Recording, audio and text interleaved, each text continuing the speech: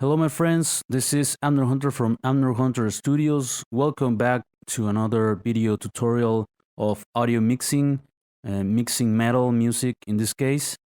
I apologize for not uploading video in quite a while. Videos of this matter, of this series of mixing tutorials. I had some issues with my PC, and the computer wasn't able to handle all the work that involves me recording a tutorial.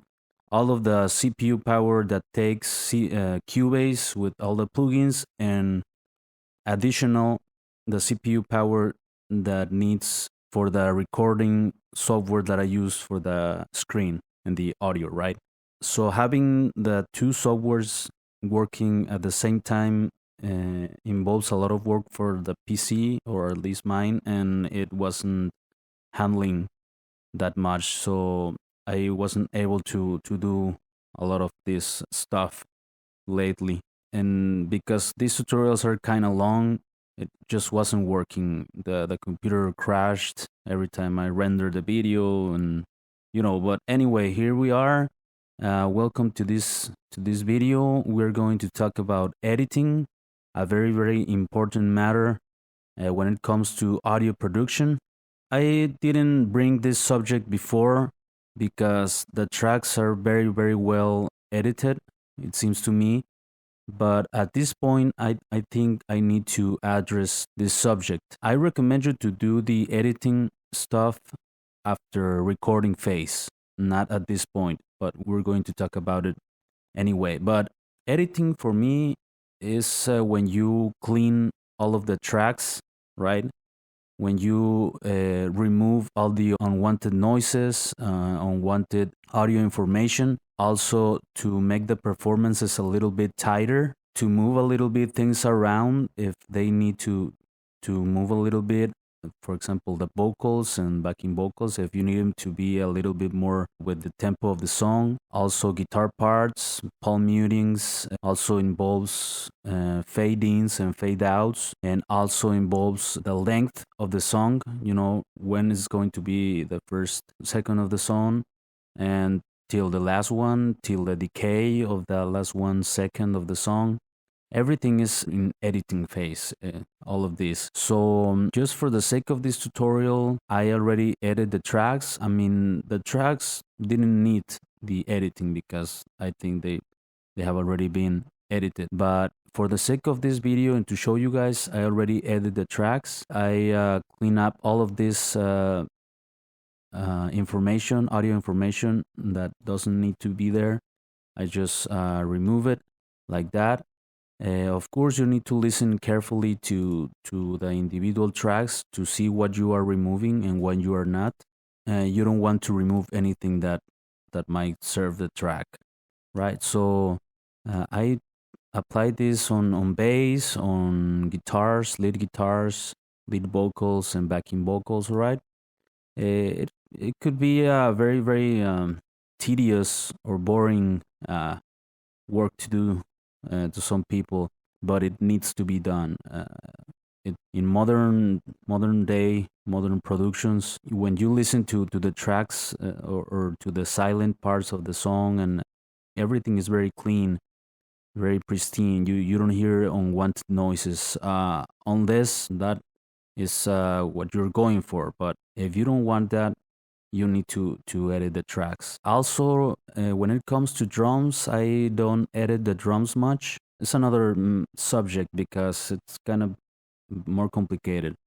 Because when you move, for example, one snare hit to the right or to the left, you are involving also all of the other tracks, right? Because the cymbals are picking up the snare, the drum room mics, right, are picking up the snare. And if you move only the snare hit, you will have as a result a very weird sounding. When it comes to editing the drums, I suggest you to fix all of these problems on recording phase, right? To tell the drummer to record on with the tempo of the song, and very tight. The drummer must be very very tight for the performance, all right? Or if you need to move maybe a hit or something, just keep in mind that you need to move maybe the other tracks as well, or at least the ones that involve cymbals or room mics, because they are picking up all of the kit, right? Sometimes when it comes to the toms, I tend to, but it's not much of the time, like edit the quiet parts, like the parts where the toms are not being hit. But um, I don't like to do this a lot, because in this part maybe the tom is not being hit by the drummer, but still the tom mics are picking up some parts of the kit, and that makes the kit sound more alive and more cohesive, right? So I don't tend to clean the tracks of the drums, right? I just I'm going to move forward with bass, guitar, electric guitars, and vocals, all right? So for example, one of the things that I like to do on guitars, especially on breakdowns and palm mutings, is to clean those parts, because it tends to have some guitar, some string noises, right? Unwanted noises. This way, if you clean it up, you have a more clean performance, a more tight performance. For example,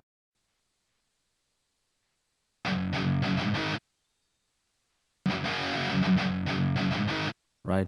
So that quiet part needed to be like cut, because the song is telling it to stop everything right there, right? So you don't want any noises, strange noises there, right? So and don't forget to do the fade outs, because you can have unwanted clips. It can sound bad in the mix, those clips. So you always remember to put a little fade in, fade out at the beginning and end of the tracks. And yeah, that's pretty much it, folks. That's what I pretty much do on editing, and also to have a more tight performances on the vocals. Maybe move the vocals a little bit more to fit the tempo of the song, some words, some phrases. Uh, but if you can have a super tight performance during recording phase, you're not gonna need to do much editing, right? And like I said, I recommend you to do this after recording and before moving to mixing phase, right? So yeah, folks, that's what I do here on editing phase. I hope that it works for you. By the way, I'm using Cubase Element 7 now. I started these tutorials on Cubase 5, and now I'm using Cubase 7. But don't worry about it. The mindset and the philosophies that I teach or that I show you guys here, um, it can be applied to any software that you use, all right? So yeah, there you go, folks. Thank you very much for sticking with me till this point.